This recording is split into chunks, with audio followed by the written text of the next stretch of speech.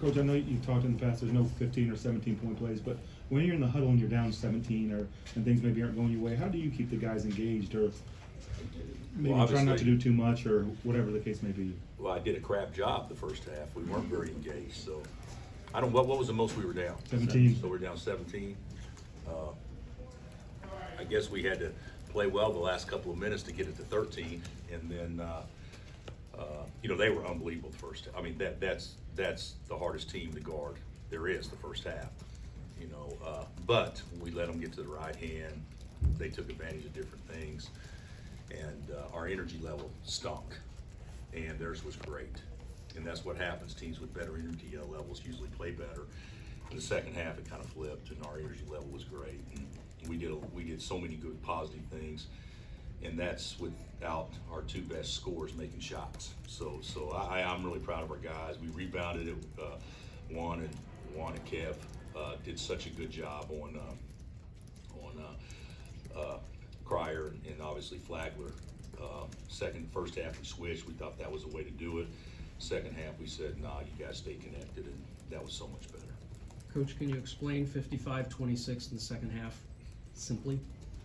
No, I mean they didn't get a lot of good looks, but the good looks they got, they didn't make them. Where the bad looks they got in the first half, they even made them. The hard looks, kind of law percentages prevailed, but DeJuan Harris and Kevin McCullough, that's how I'd say it. They set the whole tone defensively, and then of course you worry about the right things, you shoot the ball better. Jalen Wilson was much better second half. Our pace was better. The first half, the way they guarded the first half was switch, stay between the man and the basket, play gaps, and the tendency is when you're open is to stand, and that's the worst thing you can do against defenses that are sagging like that.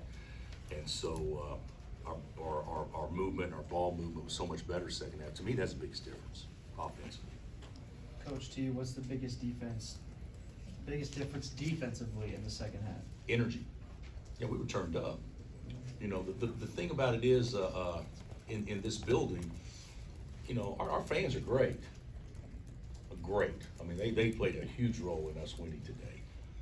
But you got to actually do something to get the fans to have something to be excited about, and that usually comes from energy. It's you don't have to make shots to get people excited. You get people excited by playing with unbelievable energy and playing the right way and unselfish. And today, when we got punched in the mouth, we didn't fight back. I didn't think the first half, but second half, yeah, we delivered most of the blows second half. Jalen has said, and he said earlier what you just talked about, the mindset and how that makes everything easier offensively and all that. How much of that for him, though, is just pure determination? Well, the thing about Jalen, he was as poor as he's been all year long the first half. I mean, he missed 2 uncontested layups with nobody around. And that affected him energy defensively and frustration and all that stuff. And he stood. I mean, you couldn't have scripted how we could look worse, I don't think, the first half. In the second half, all he did was do one thing, and that's just compete. And his I don't want to say his will's better than others. That's not the right thing to say because I can't speak to others. But his will is as good as anybody that we've had play here in a long time. So he's just a winner. He's a winner. He doesn't make shots. He just finds a way to get 21 and 13. So he's just a winner. DeJuan one shot the first half. He shoots the first shot of the second half, and then I think makes 6 of 7. Was that talked about? Does he just know that? We asked you that at Oklahoma, and you said he's getting it. He's starting to understand that. Well, he did. The way they guard us the first half, when people stand, it's a crowded house. He can't go anywhere. Sure.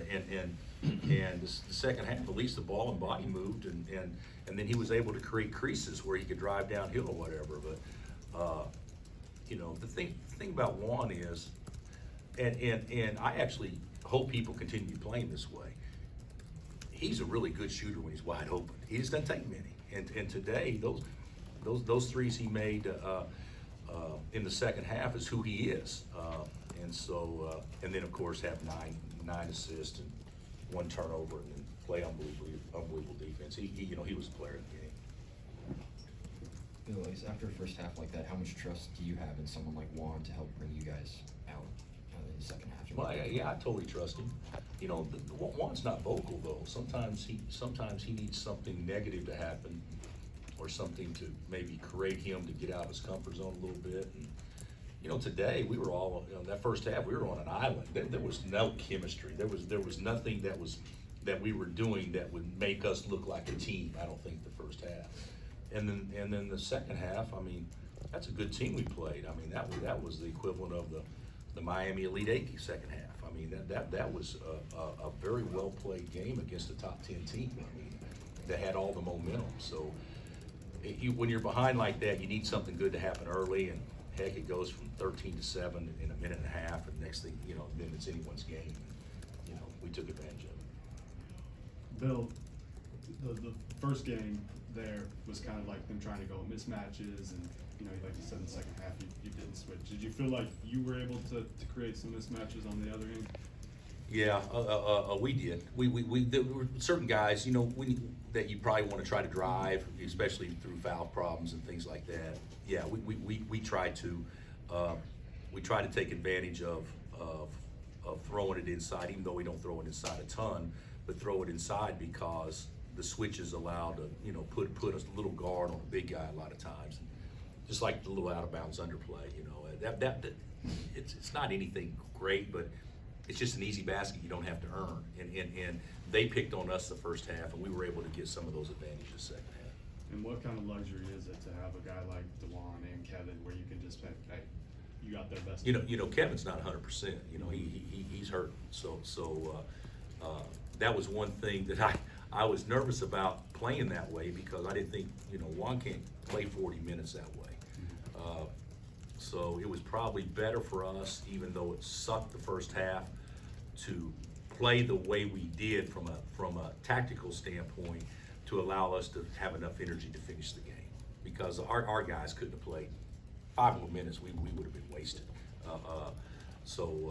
Yeah, I thought it's pretty nice having Juan out there.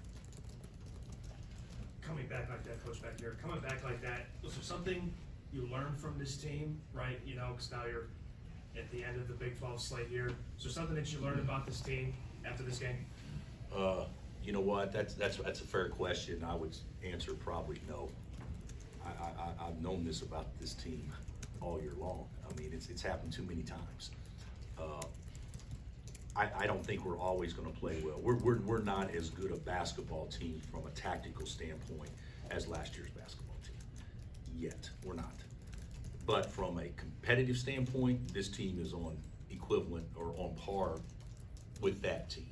So even though we don't play as consistently well, I think that when we play well and when we can make other people not play as well, and that's what happened the first half. You know, the key to win the game wasn't us play better than Baylor the second half, because we just played better than Baylor. We'd lost by 9.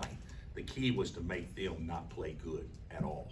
And we took pride in that. And you know, you can do that and not make shots, and that's what happened today. You know, we didn't make shots. Even the second half, I guess we were 5 of 10 the second half, but Grady and Jalen didn't make anything. But the whole thing was, the pride is that, well, if they can't score, we'll come back. And we basically, I don't know what it was. They went about 13 minutes with about 11 points or 12 points, something like that. So yeah, we guarded them second half. TCU put up 100 points today. What is the key for you guys to make them play badly? Well, they killed us the first time in every way. They were as good for 40 minutes the first time as Baylor was for 20 tonight. But the biggest thing with TCU, in my opinion, I haven't seen the game, is transition defense. They are so good in transition, and when Miles is not playing, it's a totally different team. And of course, he's back now. And I don't know what he did today, but I assume he spearheaded everything. So yeah, we know we're going to play a really good TCU team on Monday. I kind of wish we had another day, you know, just so we can catch our breath a little bit. But you know, we haven't talked about the league race at all, but now you can actually talk about the league race because we're down to 4 games and everything's so magnified. Coach, what did it mean to you to see Ochai and Mitch and those guys actually were at the tunnel when the guys came out on the floor cheering as the guys ran out? What did it mean to you to see them in the stands today? Well, I said this earlier, and I'm not trying to be funny, but you know, T-Han and Lightfoot, we see them all the time, so that wasn't as big a deal, but to see, you know, I haven't seen Oach since he left, and I haven't seen CB, I think I've seen CB once, and Remy flew in for the game and has already flown back out. So, I mean, that takes a sacrifice to do that. So I didn't get a chance to see Remy, but yeah, you know, those guys are loved here. And I didn't see what happened during the timeout. I assume they were introduced. Yeah, I love whenever our ex-players come back. We had a lot back today. Cole was back too today, if I'm not mistaken. Anything else?